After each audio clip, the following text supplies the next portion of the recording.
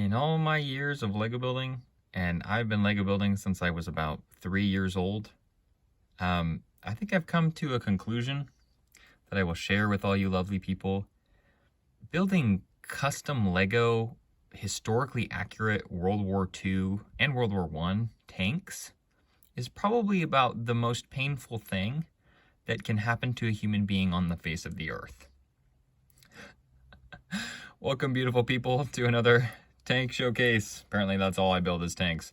For some reason I feel like that doesn't bother you guys though. So we have another tank today.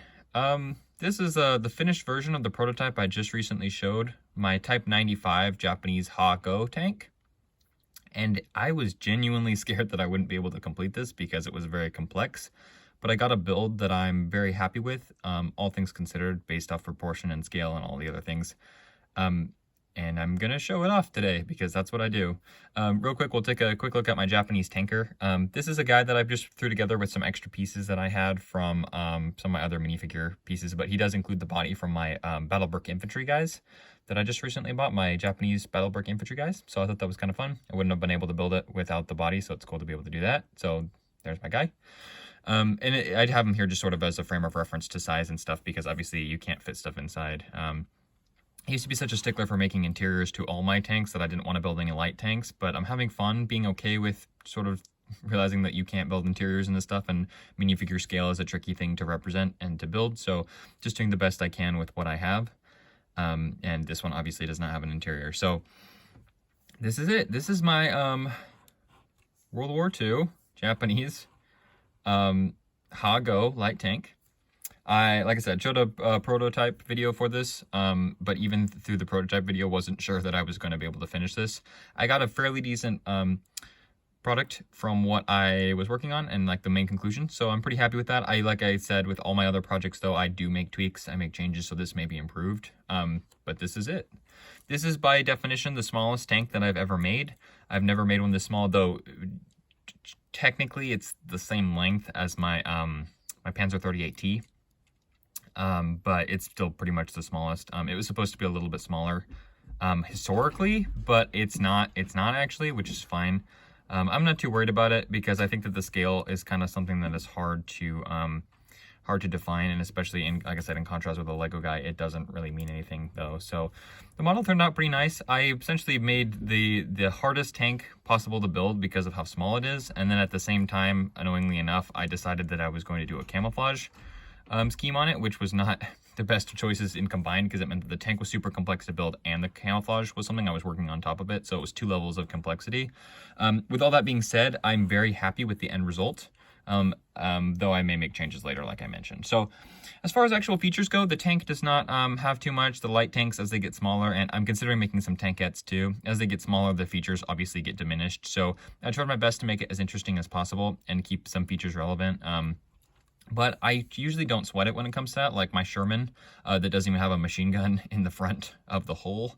I literally just made a port for it and didn't put a machine gun in it because I really don't think that we have to be such a stickler for those details that it ruins the model. So when it comes to that, I wasn't too worried about it, and I made it fairly uninteresting, all that considered. It is very, very complex. I'm actually very much dreading making the tutorial for this, but I'll push on and I want to make the tutorial because I want to be able to rebuild this and I want other people to build it as well. The only main thing that I've mentioned before that I have to have on my tanks is working treads. So I know people sort of just throw treads on pieces and different wheels and stuff to make them look like the size that they need. I'm really picky about that. I have to make good wheels, so I made working wheels. Obviously it doesn't roll so great on the paper because this is like a little bit smoother, but on the carpet it works really, really well. Like I mentioned before in the prototype video, this was a new wheel system using the minecart wheels, so this was a new experiment for me, and I really appreciated that. It's got a very simple jungle camouflage on the outside of it, just using sort of the brighter, more garish colors because I didn't have any of the nicer ones, and the part selection is not so good. But I really like it. I've never made a jungle tank before. This is my very first one, and it was very fun to build. So the part that I, believe it or not, had the hardest time making was actually the turret. With this 5 o'clock machine gun position was just awful to build. But I got a system that I'm fairly happy with, and I think I'm going to leave it like this for now, all things considered. So that's pretty much it as far as the features go. It really doesn't do much. It's got a rotating turret, and then the only other thing that I did is I did actually make a machine gun in a ball mount that moves up and down, which for this scale I think is impressive, but it's still a little bit tricky. When I make the tutorial, it will definitely explain sort of how that works.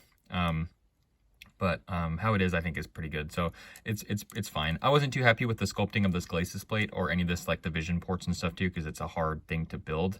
But this is my best version of it as of now. I hopefully will make some more changes and go down the line. When it came to finding reference material and making something like this, especially reference material of other people who've built it in Lego, I had a really hard time finding that sort of thing, which was strange for me. Like I mentioned in the prototype video, I was looking for reference material to see who else made this tank and what they did and how it looked like built in Lego. Believe it or not, I literally only found like 7 models, maybe, in contrast to maybe something like the Sherman, which everybody has built the Sherman. Apparently people don't make this tank, and they don't do it very well, arguably, in my opinion, but it's so hard to do, so I really understand that. Like, my statement at the beginning of the video was not even really a joke. It's a very tricky thing to do, but for some reason it's something that I think I'm pretty good at, so I'm trying to sort of show that it can be done and that these things can be made, and then share sort of my ideas and my thought process for that too, which is kind of why I've made the prototype videos as is. So that's really all there is to the model. It's not that more exciting. I kind of wish that it was, because being able to sort of present these things is kind of fun for me. So being able to show off all the features and the guns and the space inside and stuff for my other tanks was really just a delight. This one is not much more than this. Like I said, rotating turret with the main gun, and then there's 2 machine guns, one that does move, which I'm lucky to have that happen, and then it doesn't do anything else aside from the wheels rolling. Happy with the scale, happy with the camouflage. I think it looks really good. I'm planning to do another camouflage scheme on this at some point. I haven't figured that out yet, but I had just finished building this, so I don't want to pull it apart already.